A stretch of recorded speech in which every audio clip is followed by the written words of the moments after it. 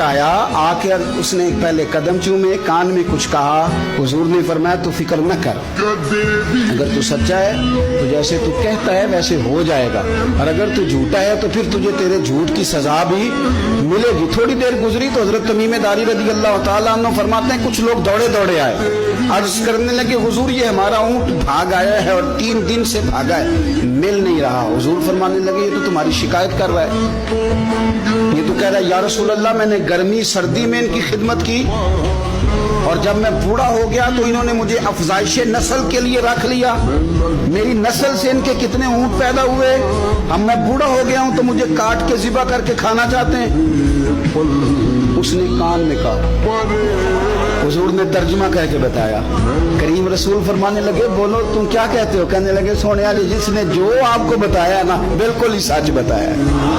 अबू दाऊद शरीफ की हदीस अर्ज कर रहा हूँ, हुजूर बिल्कुल ऐसे ही है, गर्मी सर्दी में इसने काम किया, फिर हमने इससे बड़े अफजाइश नस्ल का काम लिया, हुजूर ज़िबा करना चाहते हैं। तो नबी पाक फरमाने लगे इतनी जो खिदमत करे उसका सिला फिर छुरी है, तो तुम अच्छा सिला दे रहे हो।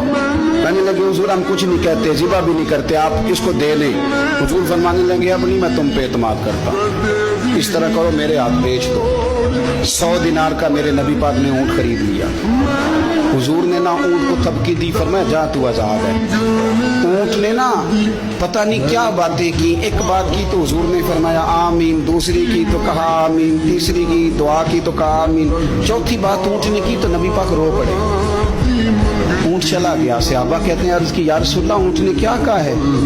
तो हुजूर फरमाने लगे उसने पहली दफ़ा ये कहा है कि या रसूलल्लाह अल्लाह आपको मेरी तरफ से, इस्लाम की तरफ के और कुरान की तरफ से बेहतरीन सिला अता करे। तो मैंने कहा आमीन, और फिर उसने कहा दूसरी दुआ दी, ए अल्लाह के प्यारे रसूल सल्लल्लाहु अलैहि वसल्लम जिस तरह आपने आज मेरा खौफ दूर किया है, मैं दुआ करता हूँ अल्लाह आपकी उम्मत से क़यामत का खौफ दूर करे। और मैंने कहा आमीन।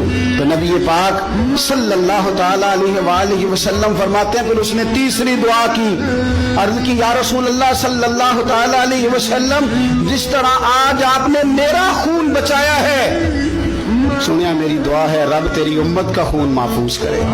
तो मैंने कहा आमीन।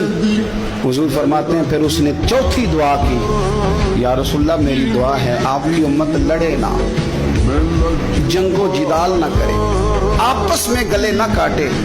तो हुजूर फरमाते हैं मैंने आमीन भी कहा और मैं रो भी पड़ा, इसलिए कि ये दुआ मैंने अपने रब करीम से मांगी थी कि ऐ अल्लाह मेरे उम्मती लड़े नहीं, आपस में लड़े नहीं। तो यारो बच्चे लड़ते हैं तो क्या बाप खुश होता है? वो तो परेशान होता है, रोता है, मेरी उम्मत लड़े ना। तो मेरे रब करीम ने फरमाया महबूब ये दुआ मुझसे ना मांगिए, ये खुदा की हिकमत का तकाजा है, ये लड़ेंगे। तो नबी पाक सल्लल्लाहु अलैहि वसल्लम फरमाते हैं जब लड़ाई की बात की तो मैंने फिर उस वक़्त मैं आबदीदा हो गया, मैं रो पड़ा। ये नाजुक मसला है, तकलीफ वाला है कि ये लड़ेंगे, कुछ लोग फिरके बना लेंगे, अलग अकीदे घाड़ लेंगे और सच्चे सुच्चे मुसलमानों से लड़ेंगे।